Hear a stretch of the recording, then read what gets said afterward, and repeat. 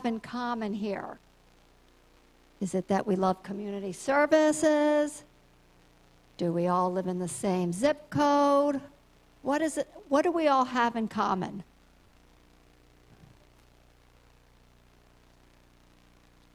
We're getting older, yes. We are getting older. But we have to remember that aging is not a disease. It's a way of life.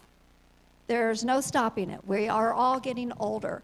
And aging is changing across America, and so we have to plan for living longer years. That's the statistics.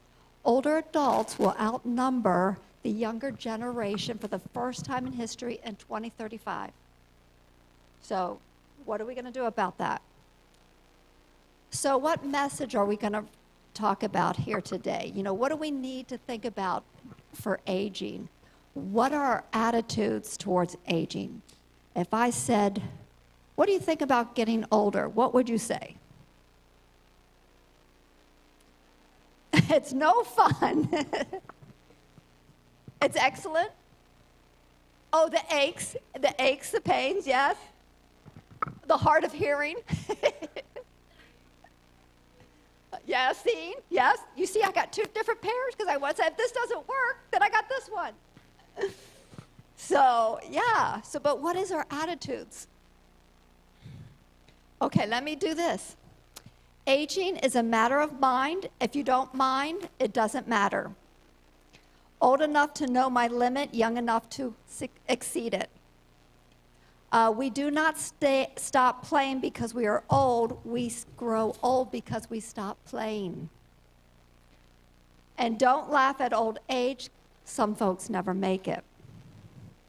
Yes. So we have to figure out what we think about our attitudes towards aging as we minister to others. So let's just start with the letter M in message. You know, what message do we send to other generations? Oh, sorry, I'm changing mine, but not yours, sorry. So we want to know other generations, not just our generations, because there's different birth years. Technology is different in different generations. The marketplace is different. Ethics. Some people will say those millennials or whippersnappers don't have the same work ethics as the older adults or the baby boomers. You know, maybe they see the view of authority different. You know, what's their role of work? There's different roles of work. Role in a relationship, you know. And of course, there was pandemic effects on different generations. You heard about the older ones getting sicker or isolation, you know. So there's different issues that we have to think about. Okay, so let's do E for economics. I mentioned that the older generation is going to outnumber the younger folks. So how old will you live? Do we take that into consideration? We may not know how old we're going to live, but because statistics show that we are going to be an older population, chances are we're going to live longer than we think we are. They used to say, okay, I'm going to retire at 62 or 64, whatever it was now. I think I have to be 67 now, but then they thought, okay, maybe I'll live to 70 or 75. But then they end up living longer. And did they have enough money to live on retirement? Retirement is like 15 to 20 years. I think people are living in retirement now. And maybe before it wasn't. So do you have enough money? You know, how will you pay for some of that caregiving? You know, maybe you will be healthy older adults and you won't have to have anybody take care of you. But I have a friend whose father, 85-ish, and he was relatively healthy. He didn't have diabetes, he didn't have high cholesterol, he didn't have any other diseases. But what happened? He got pneumonia and he got the flu and ended up having to go to the hospital. Now, luckily, he came out of it fine, but there was a chance that he might have to have a caregiver. And in fact, his daughter flew in from California and ended up staying with him and kind of monitoring his health. So at some point, you might have to pay for some type of caregiving. And that's the big question, too. It's like, do you get long-term care insurance or not? Because some people, they may not need it. And you have to look at policies to see what does it actually pay for, too. Okay, disease. Name some diseases that you think are just the worst disease to have. Cancer. What else? Diabetes. Heart disease, hypertension, dementia. Alzheimer's, yeah, dementia. So out of all those that we talked about, which one do you think's the worst? Cancer? According to Murphy's research, isolation is the worst than any of those. But he emphasizes that isolation and loneliness leads to those physical illnesses and mental illnesses. So he stresses the need to building a more connective life as you get older. Okay, some spiritual factors. A young minister was visiting an aging widow and concerned about her spiritual life. After casual conversation, he began to ask religious questions. Are you still praying and meditating? Yes, she says. Are you still attending church and paying tithe? Yes, she says. Do you believe in the eternally and the hereafter? Certainly, Pastor. Every time I go from the first floor upstairs, I say, Lord, what am I hereafter? So we joke about, people as they age, but they are concerned about that afterlife, their spiritual and religious connection, because maybe they're thinking that their time is coming, they're on the last section of life. So that is an important factor there. There's been little research on what the most important factors are in the spiritual life, but when I was researching it, these were the top 5 that I had found. Caring for one another is an important factor in a spiritual life. Prayer, meditation, empathy, and to be led by the Holy Spirit. So how do we get led by the Holy Spirit? Or we can ask for gratitude prayers, or we can ask the Holy Spirit to lead us, with whether it's the widows or to comfort the widows or poor, disabled, or just to bless our enemies. It could be a number of things, but that's part of that spiritual aspect, which is an important factor in an aging adult. So what are some of the aging stages? We go through different stages as we age.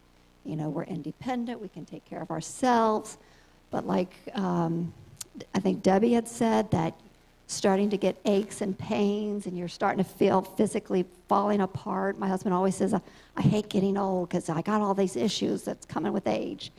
And I didn't want to say, I think it's because you're not moving enough, but he's got to figure that out. But then there's dependence, My friend whose dad had gone in the hospital, he had to be dependent on somebody. His wife doesn't drive anymore. She's dependent on the husband to drive her around. And so when he got sick in the hospital, I ended up taking her to different places because she needed a car ride. So there's needing that dependence on somebody or needing assistance. Another one is seeking a better life. Some people, the mother that I drove around, she said in the car, she goes, I'm ready to go. She goes, I'm done. She's ready to go. So she wants to seek something else because what she's doing now is not beneficial for her or not, And so I'm like, how do I help this person to find some kind of meaning in life? Because yeah, she's a little bit slower. Maybe she can't see, can't drive, but for the most part, she's still in relatively good health. But then there's letting go.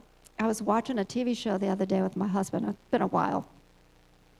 And the dad of an adult son, or a son, found out he was going to be a grandpa. And the term grandpa just was not cutting it with him. He did not want to be called, a grandpa. He did not want to be. And so he thought he'd be young, and he's, making all these moves like he could still move and be active. And then he twists his knee, and it swells up, and he's too proud to go ask for help or go to the emergency room because he didn't want to admit that he was getting older and he wasn't as agile. So there's another aging stage is, making those hard decisions, talking about end of life.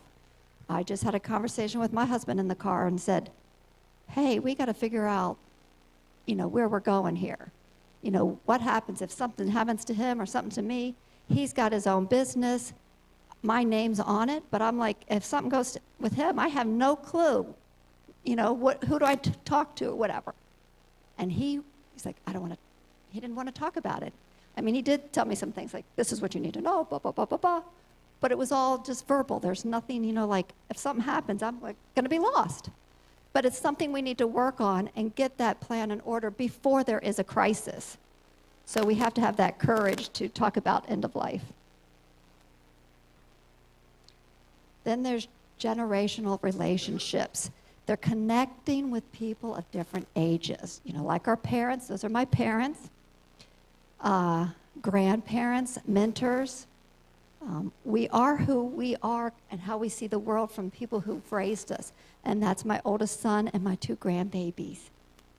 But parents guide you through the ups and downs, and they're there for us, but we also bring them joy. I know my kids brought me joy. And then now with being a grandmother, I love it. And it brings me lots of joy. And now I can try to be a mentor to them. I can tell them stories, share life lessons as they get older. My son Drew, this is Drew, he texted us and said that his oldest son, Sky, says, Daddy, Mama and Pop-Pop are going to come over to my house today. He's like, why do you think they're coming over the house today? Because we weren't. He says, because they love me. So it just melts our heart when we hear stuff like that. So we have that relationship with a different generation and with friends. And friends should be of all ages because, you know, when we hang out with people of different ages, we can see the different aspects in their life and different perspectives. And that way, that's the cool part because when we come together, that magic happens and we can share ideas and inspire others. So, ageism. Addressing ageism requires a multifaceted approach that involves societal changes. So we have cognitivity, physical. So if somebody says, oh, those persons are old, what do you picture in your mind? Do you picture someone in a wheelchair or a walker or a cane? You know, that's not true. I worked with someone who was like 74 before she retired. She could dance circles around some of us younger people. So it doesn't mean that all older people are disabled. Socially, spiritually, sometimes we think, okay, they've been in the church all their life. They don't need any more spiritual because they know God. But that's when they might need it the most because maybe they do see that this is the last part of their life, and so they need that encouragement. So we have to look at our biases on aging before we can help others.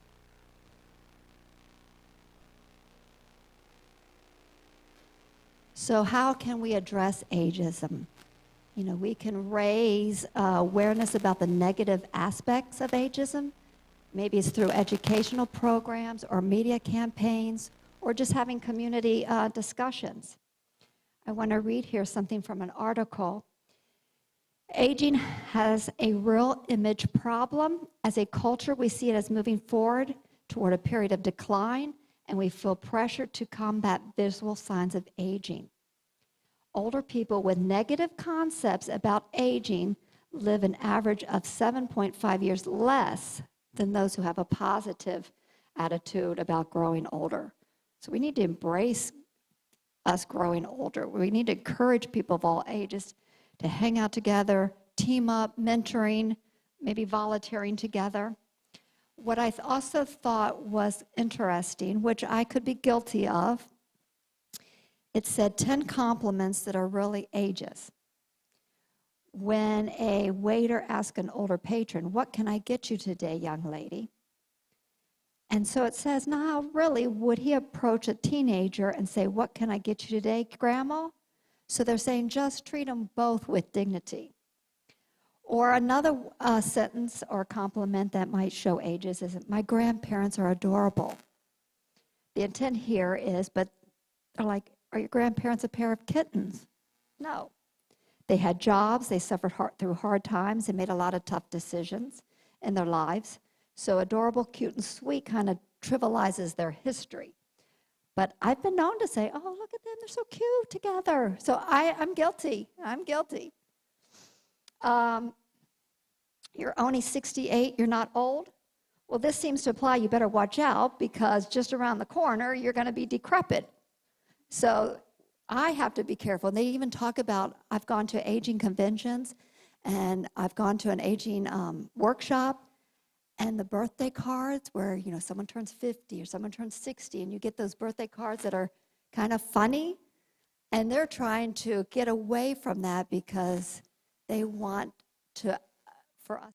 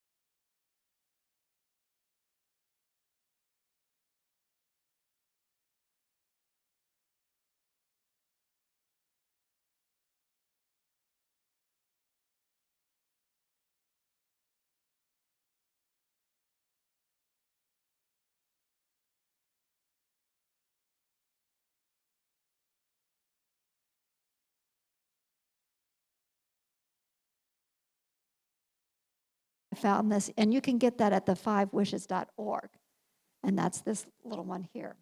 And I actually did that with my parents. I had it filled out. I think there was something like, no,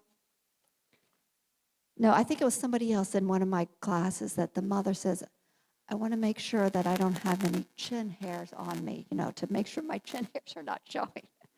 So, I mean, different little things. But that was her dignity. That was what her concern was, you know. Okay. Another resource here is on Adventist Learning Community. Does anybody know about Adventist Learning Community? Okay, good. Adventist Learning Community is part of the North American Division. They're based out of Andrews, but this is a platform, and it has multiple workshops of different genres.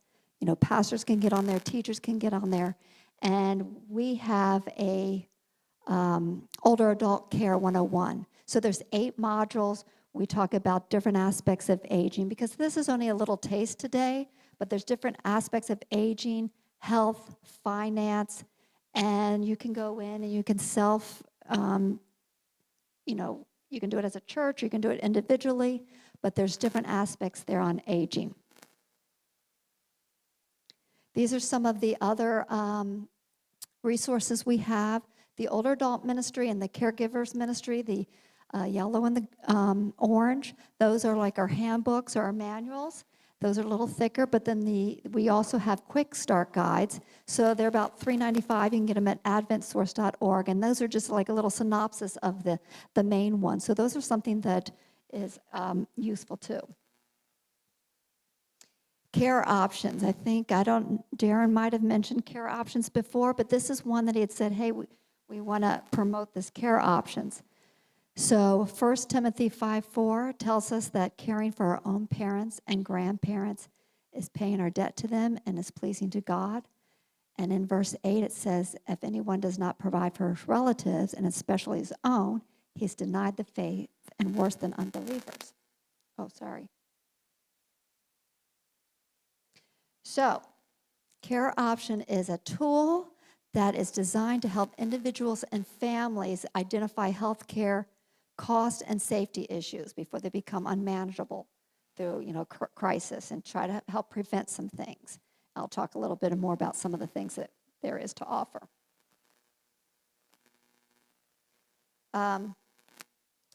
It's a comprehensive national database. So the North American Division, ACS, we pay for this service, and so we offer it to our church members free of service. And it is so because it is paid for, it is upkept. And so this is one of the tools that we still want to let you know about. It says here, nearly 70% of us will eventually be required to provide some form of caregiving for a loved one in our lifetime. And caregivers live an average of 480 miles from the parents who care for them. So my dad had gotten pneumonia during the COVID time. And because of COVID, he could only go to certain places, and my mom couldn't go in there because they had the restrictions. So I was able to go and help my mom. We put in a zip code to where he was to find a living facility, because after he got out of the hospital, he had to go to an assisted living facility for a little bit till he got over his pneumonia. So this is one of the other things that it kind of helps save cost. I'm going to skip through some of this.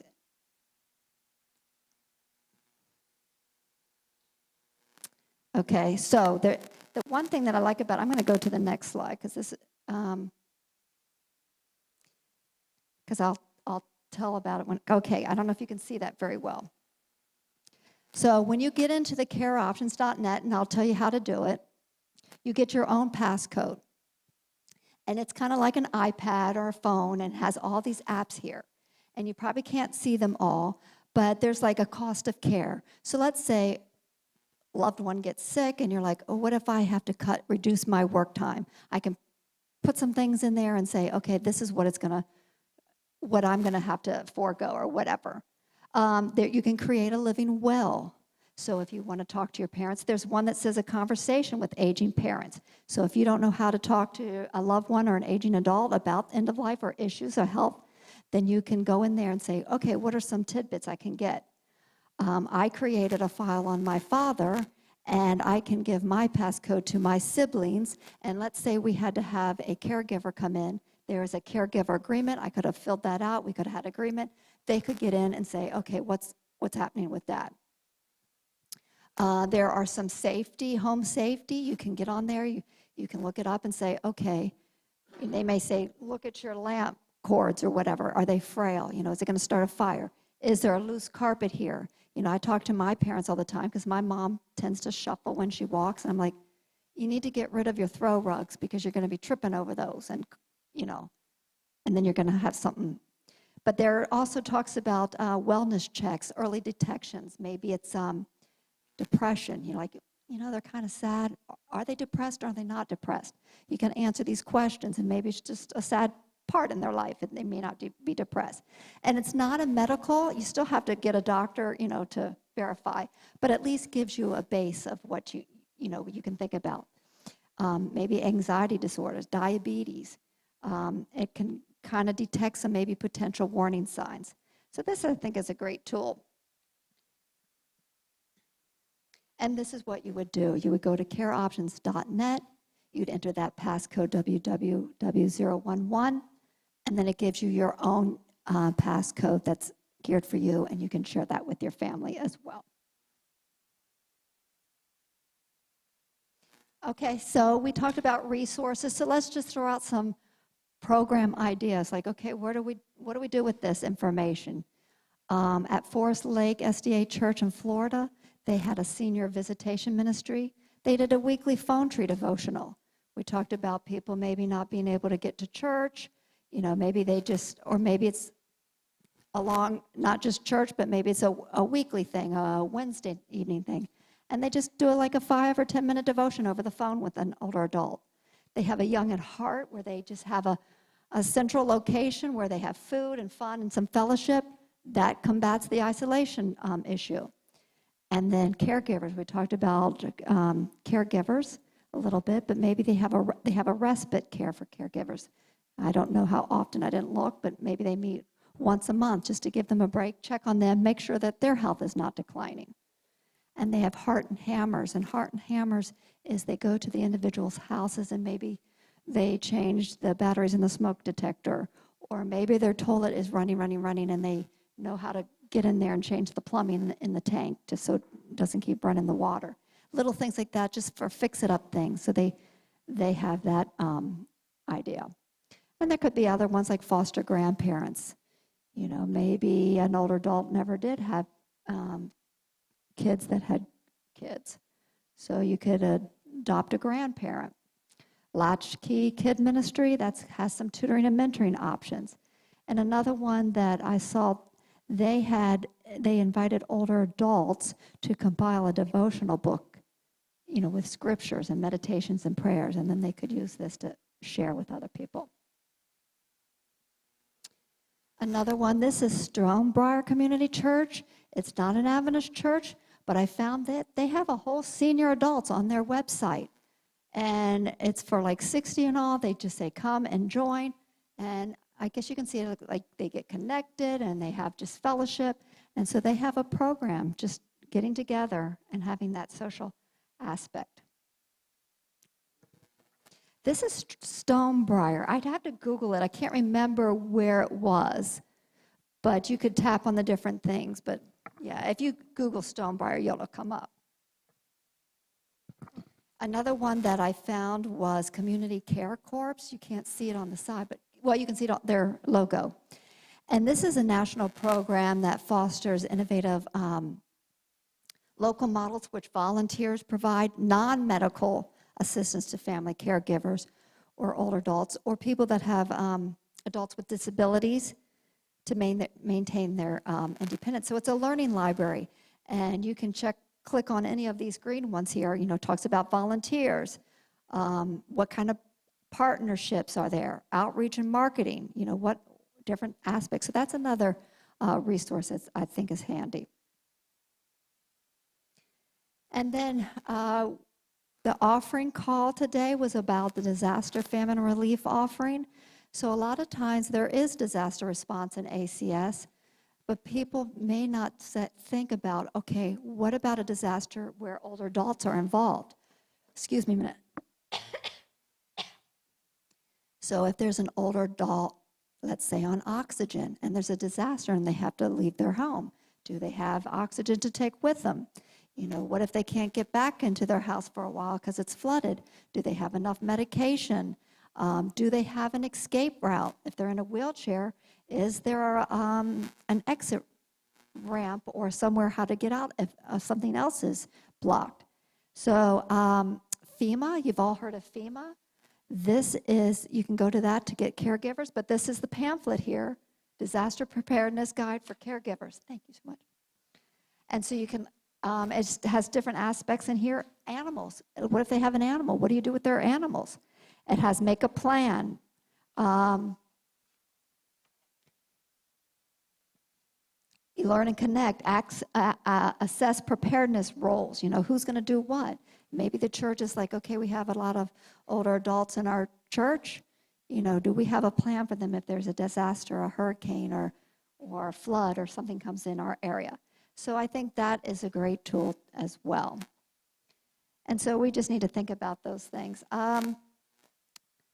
So that's kind of just what a tidbit of what older adult ministry, just kind of giving you some things to think about and resources. Does anybody have any questions?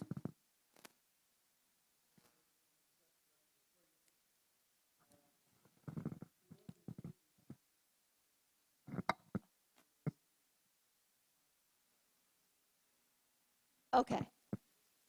Oh, okay, good. Yeah, Care Options is a good tool. Yeah.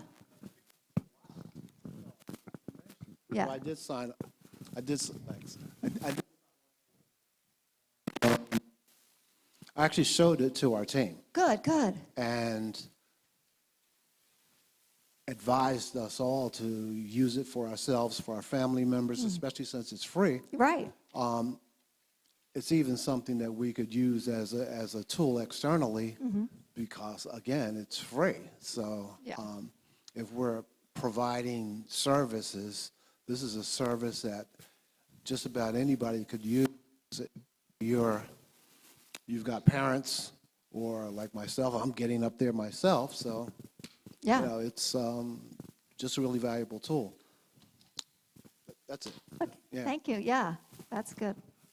Does anybody else have any questions?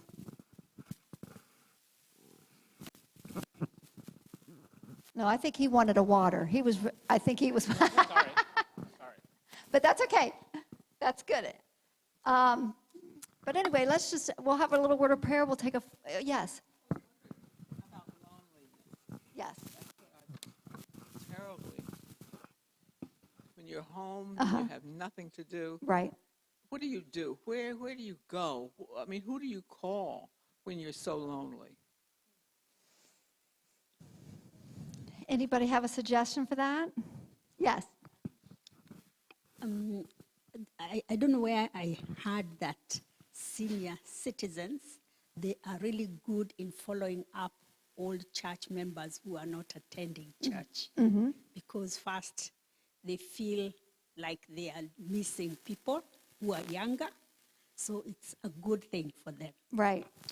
Well, and the thing is, let's say it's you and you're lonely, but you don't have the, I don't want to say desire, but you're like, I don't want to admit that to anybody.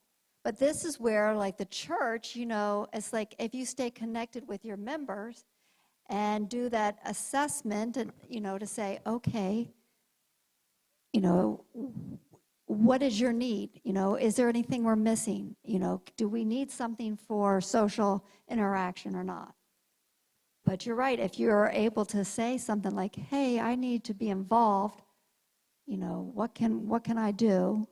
Or maybe you create a program where people can get together once a week, to combat that isolation or loneliness.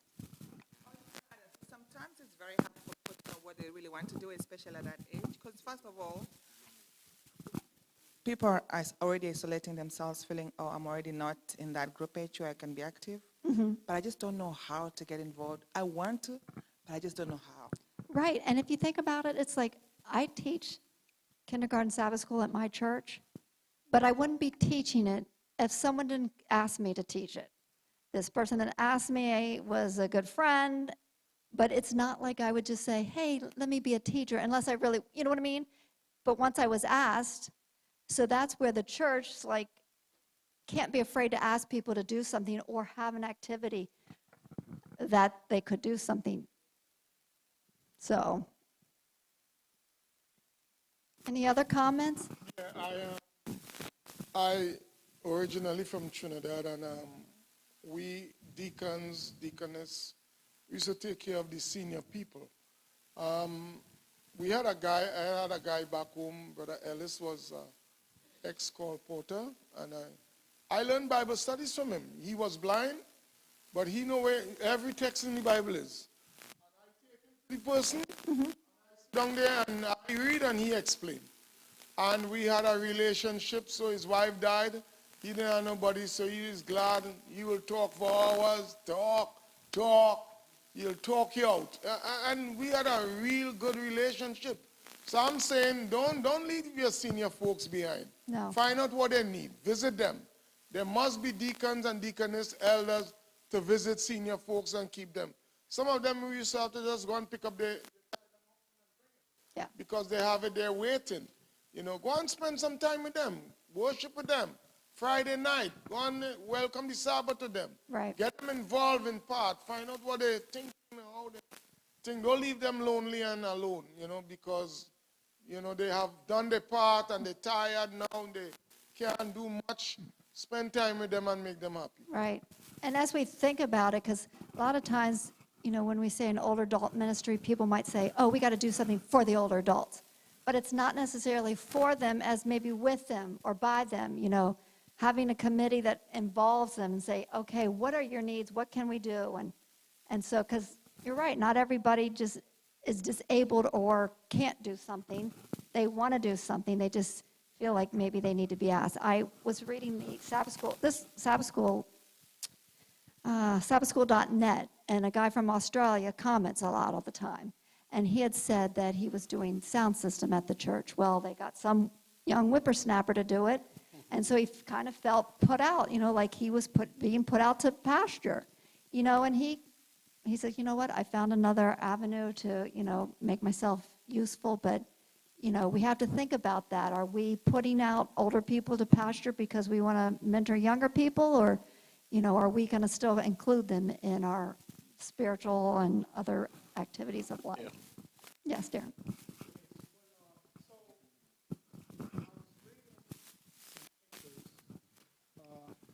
And I came across an interesting topic in the process of looking at older adult ministry for one of the churches we were working with a couple of years ago. In fact, the director of that church is here right now. But they were looking at starting an older adult ministry. And so I read up on it with some papers. And one of the things that was found was that during that terrible time when budget cuts came here in the United States very heavily, you know, during the 80s, you know, a lot of community resources were shut down and cut out. Mm-hmm. You know, community centers, after school programs, youth programs, all those things went. They're the first thing that actually go in a government budget. Yeah. You know, and it was found, they did a study, it was the seniors who stepped in to fill in the gap. They, you know, did things with the youth. They ran the community centers. They ran a lot of community programs. And so the seniors, it has been concluded, are indispensable to a community. And then things went the other way when seniors started to get hired at like Walmart. You see seniors, that impacted the community because that left a gap. Yeah. You know, so our seniors are important. Yes, they are. Yes.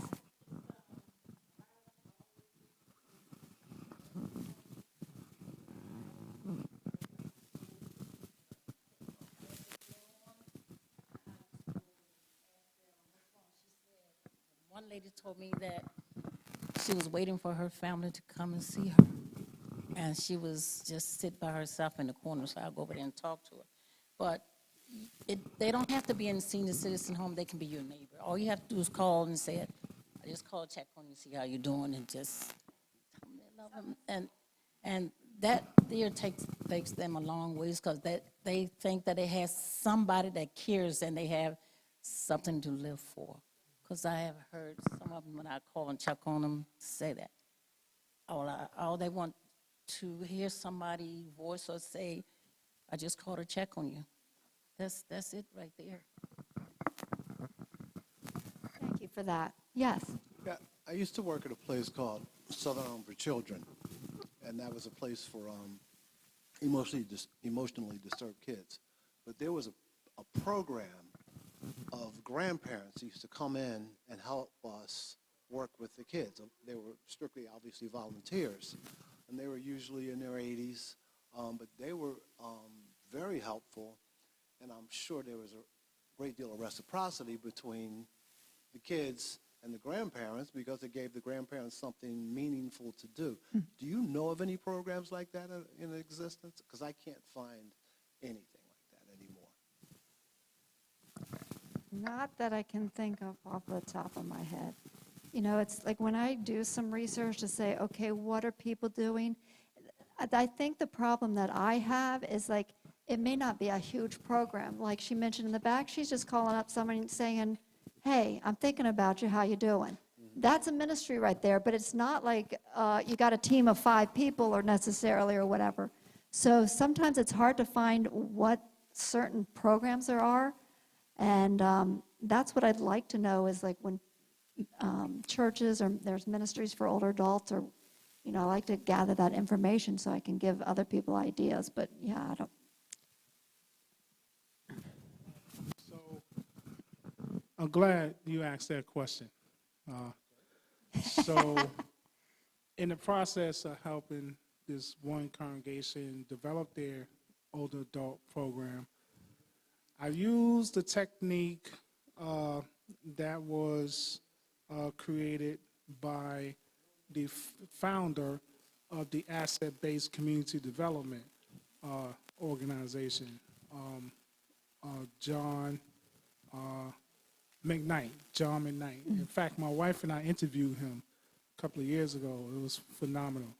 But a community, Dr. John McKnight concluded you can break into 4 different sectors: government, business, nonprofit, and citizen. And he also found that within the citizen sector, there was a major cohesive element within the private citizens or neighborhoods, and that was the associations. And so our associations are basically groups of people with the same interests from the community, from neighborhoods, who form to solve a problem, to strengthen something. You know, when I was living in New York City housing projects when I was young, they had the tenant association, and then you have the neighborhood watch association. So associations are a core mechanism in the community. So I looked up senior citizen associations and here in Delaware and came up with tons of them. Good. So All right. those are good leads. Okay, very good. Yes, I don't want to take up Gladys's time, so I'm going to let her to start making her way up. I thank you. And she's got one more resource and workshop to let you know about. Thank you so much, Wynelle. I know you guys have been sitting for a while, so why don't we stand up, stretch. Yes, very good, excellent. You can sit down, thank you. Okay, so we only have like 30 minutes, so we're gonna go through this quickly, and then at the end we can have some time for questions. So my name is Gladys, and I work for the Office of Volunteer Ministries at the North American Division. And I was previously a teacher for almost 17 years, K through 8th. But the bulk of my teaching was kindergarten, so I love little babies. Okay, so how am I part of ACS? Well, we offer 3 main areas in my office. Number 1 is long-term missions for those young people who want to go on a year mission. They go serve. So we deployed volunteers anywhere within our territory and the world. So we are trying to focus more on the United States territory, because usually when young people hear mission, they always think, I want to go to Cambodia, or I want to go to Ethiopia, you know, Africa, somewhere. But they don't think about here. And we have a lot of mission field right here in the United States. And we also do short-term missions, and that's where groups that organize mission, they come through us and process their trips so we can get them connected with all the resources beyond insurance. And now the one that we are just launching along with ACS is the tutoring and mentoring program. Now the tutoring and mentoring program, I'm gonna just jump over that.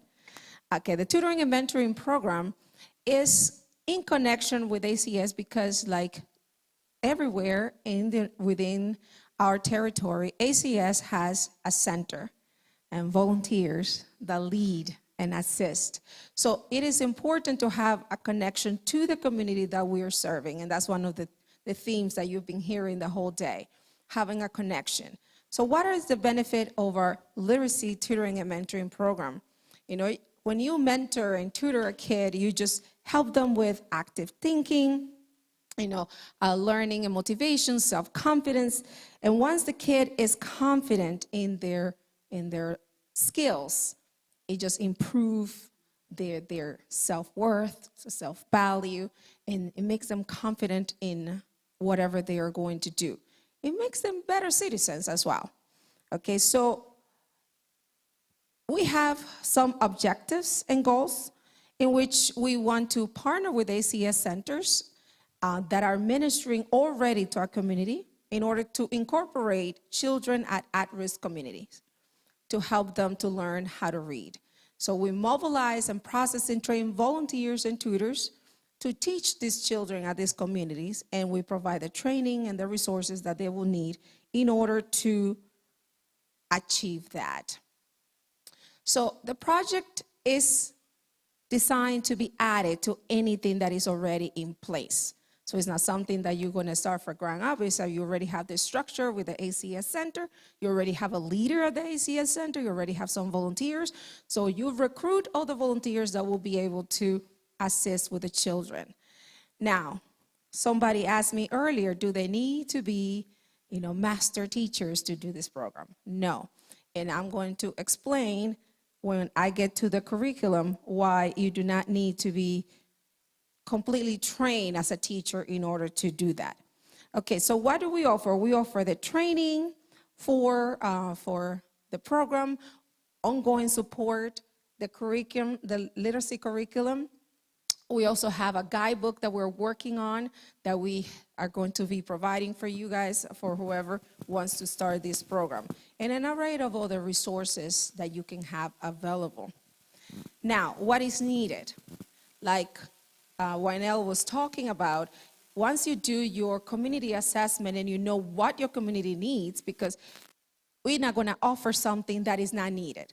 Right here in Delaware, the literacy rate, it is at a 73.9%.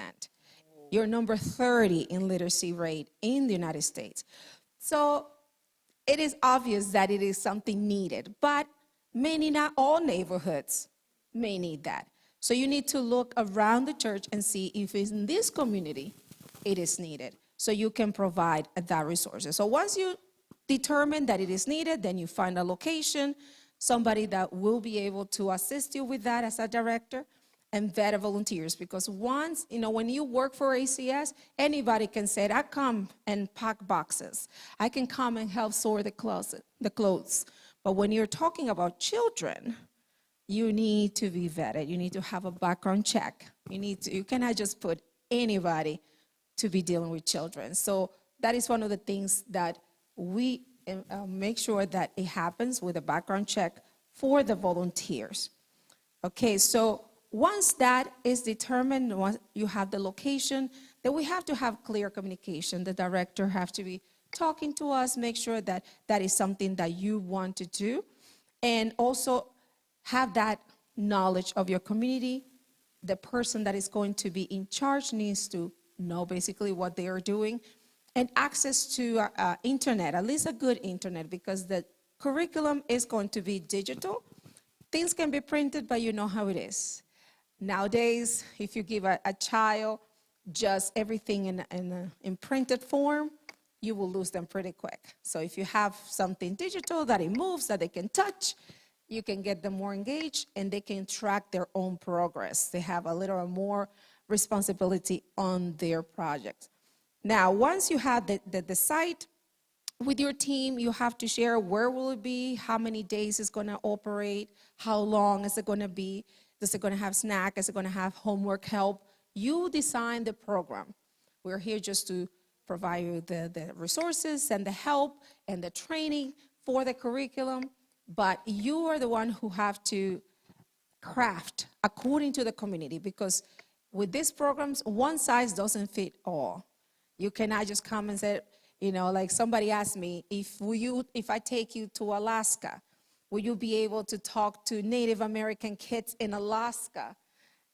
How will you craft the program? So that is one thing that you as a community have to determine, the kind of needs, the kind of culture that is in the community, in order to craft the program that will better suit the needs of the community. Now, the curriculum. And I was talking to our friend right here, Marcia, and I was telling her that the person that is going to be teaching the children doesn't necessarily need to be a trained teacher, because this program has over 1,000 decodable books. Those are books that are broken into sounds or common words that the children need to know, like sight words, and they help them to make sense of the words and put them together, make sentences, and craft their own grammar. Now, this is scaffolded, sequences, and it is 38 pre-made, ready-to-use lessons.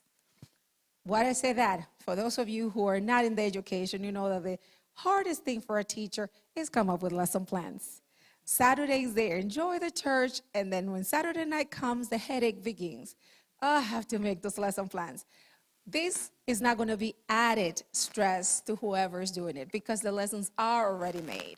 So you just have to pick them up, read them, make sure that you understand what is the concept that is to be taught, and it tells you, as this, do this, these activities are available, these books go with that, and it tells you everything how to do, and you just go ahead and present it to the kids. The resources are also printable, so just in case you don't have a very good internet or you don't have Chromebooks or tablets or phones that they can use, you can also print out the resources. Now, the guided reading program is available to anyone. It is online, so whether you are part of our program or not, if you want to use it for individual use in your home, you have a kid in your neighborhood that needs help and you just want to help, it is available. You can purchase the curriculum. It is online. But this is a sample lesson, and it gives you Monday through Friday, and it has the concept that needs to be taught, how to teach it, and the different activities. This is just a summary. And then it goes lesson by lesson, explain that you can do. So if the class meets twice a week, then just with this 1 week of assignments, you have 2.5 weeks of lessons that you can give. So it will be enough to take you through. It has a list of skills that you can share with the parents and just tell them these are the skills that we're working on, and ideas of activities that they can do at home as well. It also has sound cards, color and black and white, that you can use the kids. If you have ever tried to teach your child how to read, they correlate the pictures with the sounds. And the more that you practice with them, the more that they will be able to identify the sounds. My nephew, he has a learning problem. He's in the borderline of autism.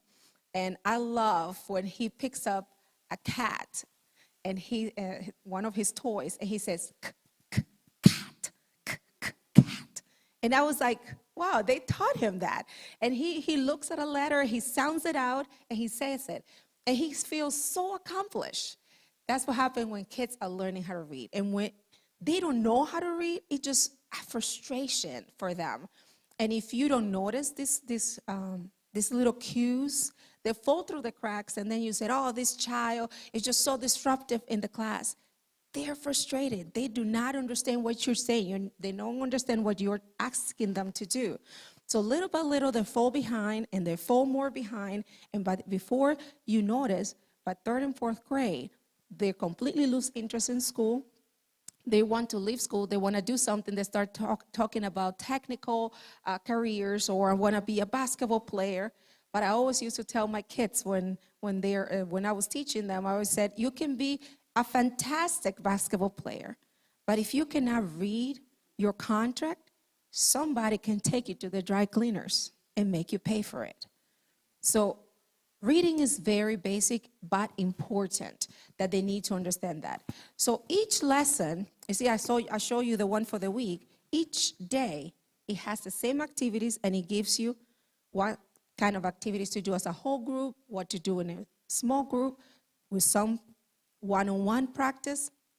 It has everything that you need. Also, the digital part of it, each student gets their own account. Once they sign up, the teacher has the main account, and then each child has the individual account. The teacher can assign a book for them to read at home. They can read, they can hear themselves read, they can hear the book read to them, they can record themselves reading, and they can send that file to the teacher.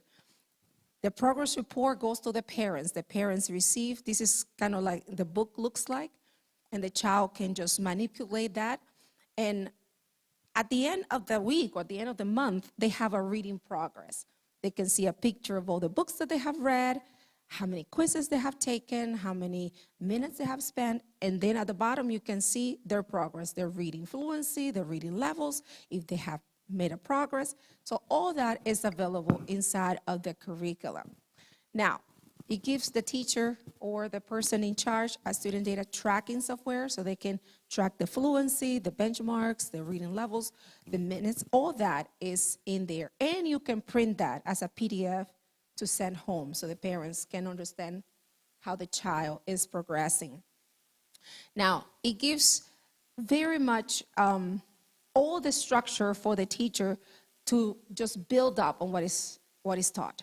And it's divided into 3 tiers of instruction for the basic level, the ones that are in the middle, and the higher level. So you can teach the same book to 3 different levels of reading levels. So it gives you the different activities, how to differentiate the material. And even somebody who is not trained as a teacher, it will tell you, okay, this one is for the lower, this one is for the middle, this one is for the higher levels. And you just follow the plan. So how do you get involved in this? Like I said, as part of ACS, you just go ahead and you do the community assessment. You need to know what is the community that you are addressing, and if this is something that you want to do, if this is a program for you. And then you contact us or contact the ACS director, and through the ACS system, then we fill out the application. If you need the ACS, we said the first 5 programs that we have, we are covering for the first 2 years the curriculum cost, and then we are going to help you with training, the establishment of the program, and any resources that you may need.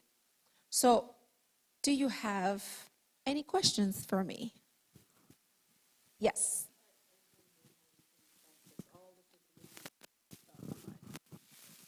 I'm sorry, I didn't hear that. And I was asking how we can access this information that you provided because the slides were going so fast. Okay, I left the slides in the back. They have it. So maybe you can contact them, or I can email you. I gave you already my card. I can email it to you as well. Thank you. Yes. Other organizations in the community that may want to collaborate.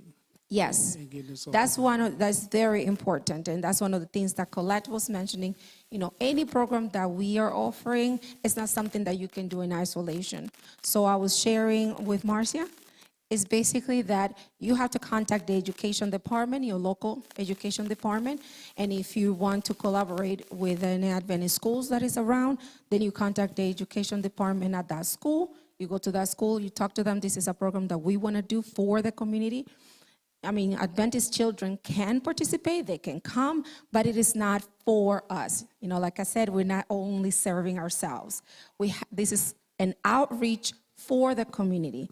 So basically, you contact the education department, so you let them know what is happening and what you want to do, and they can help you with resources. Like we were at another location, I think it was in Bermuda, they right away, they were saying, we can contact the local government and they can get us Chromebook for the kids. So that's one of the things that they're going to investigate, if there is a way that they can get either, you know, some type of help to get the Chromebooks, or if they can donate the Chromebooks. Once you get the community involved, more resources are available to you to provide better things for the kids. Yes, another question. Once you, let's say, have done your needs assessment and have determined there is a need, what's the turnaround time to get the program up and running? That all depends on you. We are available, so all you have to do is say, okay, we really want to get this done. Like right now, like Bermuda, they're working on their needs assessment and trying to gather around the resources, what resources are available to them. So after that, the next thing you have to do is how many kids can we afford? If we have one volunteer, we shouldn't have more than 15 kids. If we have 2 volunteers, then we can go to 30. But it shouldn't be higher than 15 kids per volunteer, and that's even a lot. So maybe 2 volunteers for 15. Okay. So, and then after that, after you have, how many kids you're going to have, how many volunteers you have, how many days a week you're going to have. You have to have all that in place. Who's going to take care of the attendance? Who's going to take care of the files for the kids? Signing them up for their accounts in their curriculum. Then you call us, and we come to give the training. So you can divide the training into training for setting up the program, and then training for the volunteers and whoever is coordinating the program, so you can get first week started, how the lessons, training on the curriculum, activities, all that stuff. You can divide it into 2 different trainings.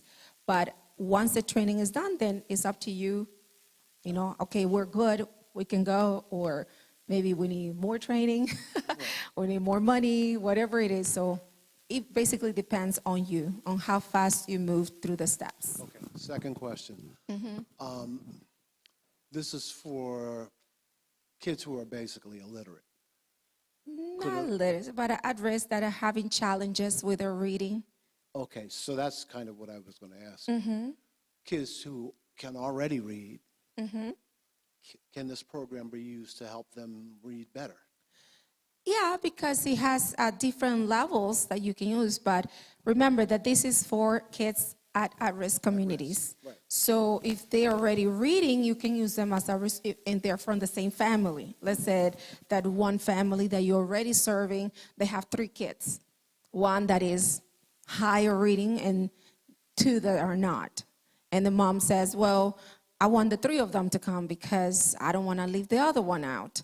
Then of course you cannot turn them away, but you need to be, the person that's going to be teaching needs to be aware that that child knows already how to read and not just bore them to death, but challenge them with different activities. And that's one of the things that the curriculum has. It has thousands and thousands of books and activities that they can do and ideas on how to help them become fluent in more than one subject. Yeah. Yes, sir.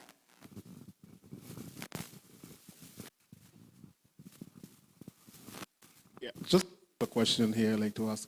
Now, in a program like this, though, does it have to be very transparent to the state?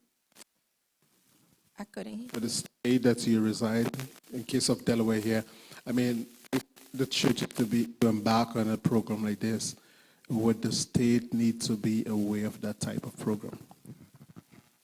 That's one of the things that I mentioned to Marcia. You need to contact the education department that has the jurisdiction of the area where you are going to talk. So it doesn't have to be the State Department. It can be the local government, the local education department.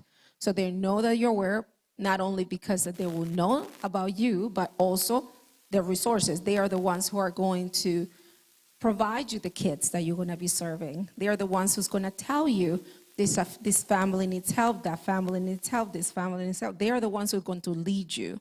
So you do need to notify those authorities that can give you that information that you need. Be in cooperation with the state. In other words, you can't just get up and do it, even though the desire and the urge is there to do it, get it done, but it has to be incorporated with the state, correct? Yeah, you can do that. You can do that. But remember, this is a church, or this is our program, so it's not. You cannot make it sound like it is a state program. Right. The reason why you contact them is for the resources that they can provide, the partnership that that they can provide. Okay. But my last question, do they have any jurisdiction to say it's a go or a no-go? When you are offering a service to serve the community, I don't think that they will say no. Because reading literacy is one of the highest concerns in the education department right now. Kids, especially with the COVID generation, that they lost, those kids that were kindergarten, first, second grade during COVID, that they had to learn through a camera, they had no physical contact. Those kids are 2 or 3 grade levels behind. And trying to bring those kids up to par has been really, really hard. And I was reading about Delaware yesterday, and it basically is saying that instead of that, after 2020, the reading rate went down even further, and then slowly climbing back up. So believe me, if you go to the education department and said, our church wants to do this for our community, and we want to partner with you, they're going to be like, yes, tell me, what are you planning to do? Because it's one thing that it is greatly needed right now. You're welcome. Yes. With the mic, please.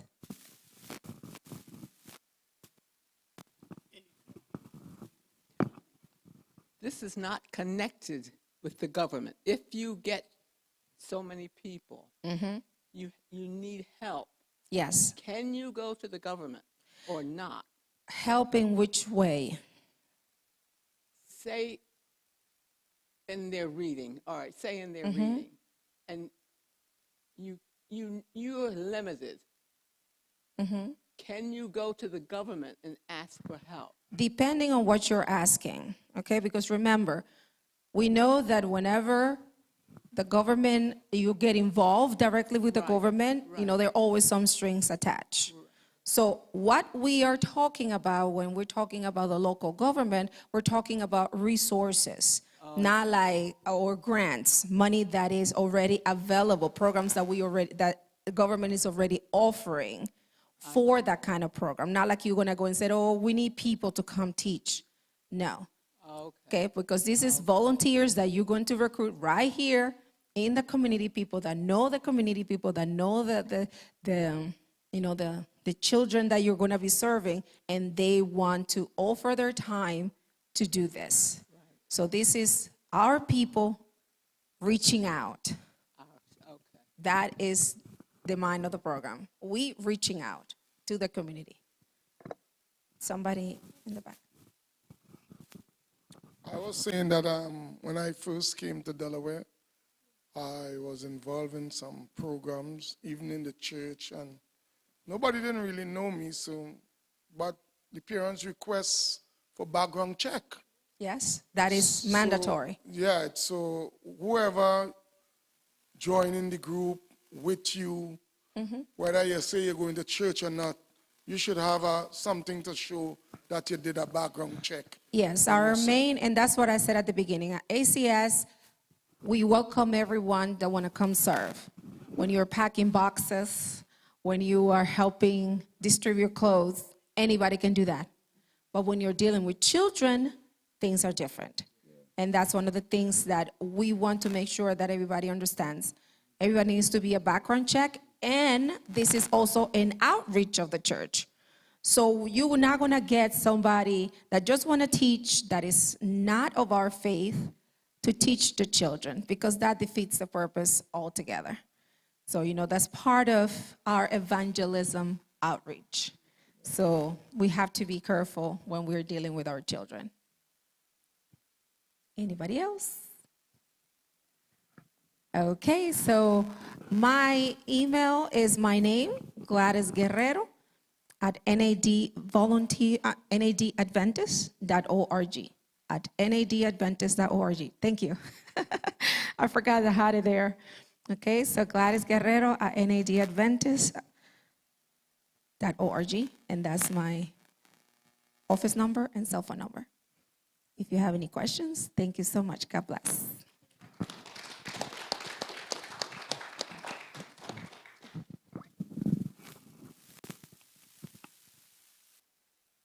How is everyone feeling?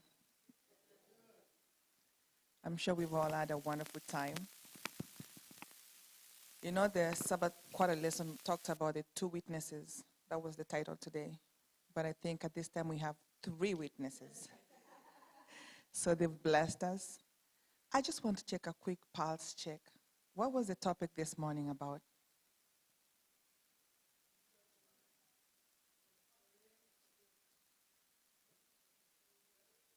Huh? The first one.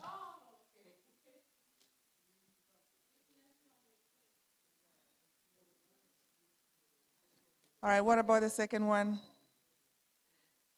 We didn't have food before. At least if you don't know any about the after food, I will understand, because I was also struggling to digest.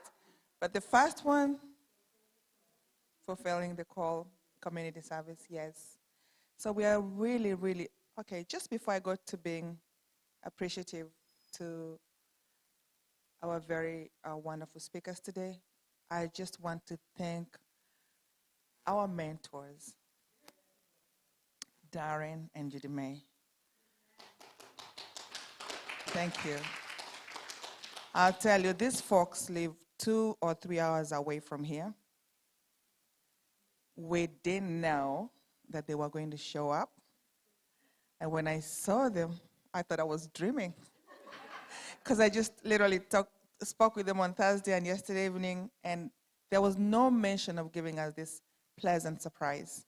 And so honestly, I'm honored. I was really a fresh of breath air to see you guys here supporting us through this. And even this program was the initiative for us. We didn't know how we can utilize the resources we have, but they're slowly guiding us to see how best we can be able to benefit from the conference and the experienced leadership. Thank you so much. Thank you. And I'm thankful because God made it possible that the weather is beautiful on your way coming, and I pray the same will happen to you on your way going. And I also pray for the same to Wynelle, Colette, and Gladys. So with that being said, I just want to, usually when you come to Life in Christ to speak, we always want to give a token of appreciation, something to remind you about us, because you've left us with so much wealth of information. And I know that with your permission, we can invite you again next time so that you can refresh our minds and give us any new ideas, any new information that has come up. Because we're still learning and we really want to know more about ACS and how our little church can impact the community. Right now we feel it, but we feel like we can do more. We just need more information. And so we thank you for coming. Thank you for spending time with us. It's a pleasure having you today. Thank God for the weather. That has even become a bonus, and I also hope you enjoy your trip going down as you travel back home. So with that being said,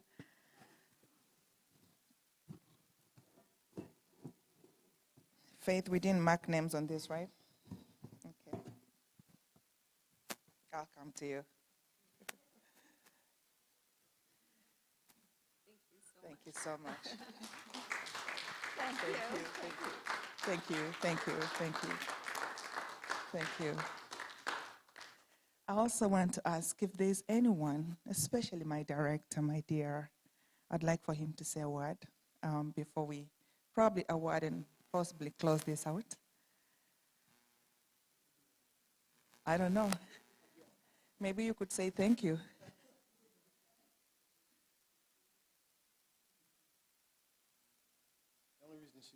The only reason she's doing this is because I made her do the rest of it. But again, yeah, we thank you so much for being here. And as I was saying at lunchtime, we're just building this thing, and we're taking our time with it. You know, the intent, of course, is to be able to just reach out and serve. We're not necessarily trying to recruit. As you talked about this morning, we just want to be able to serve. We want to be able to touch the community, and we'll let the Holy Spirit do the rest. So to the extent that you can help us do that, we're going to be greedy and reach out to you and ask you for support, just as we've asked these guys for support. So thank you so much. And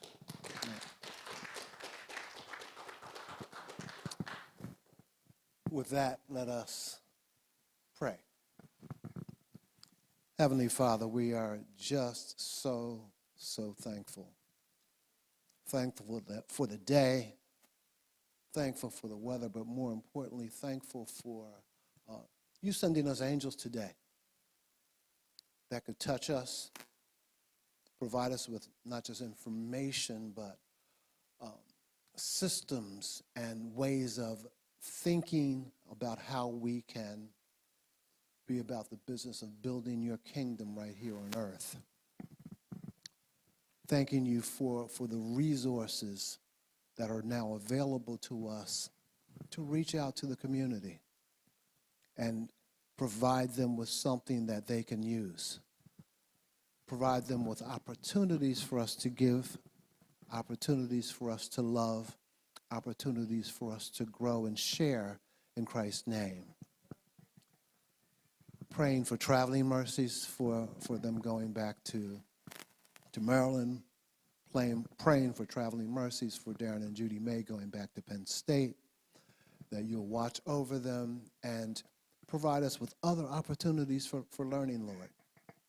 We ask that you bless this ACS project with all that you have to give. In Jesus' name, amen.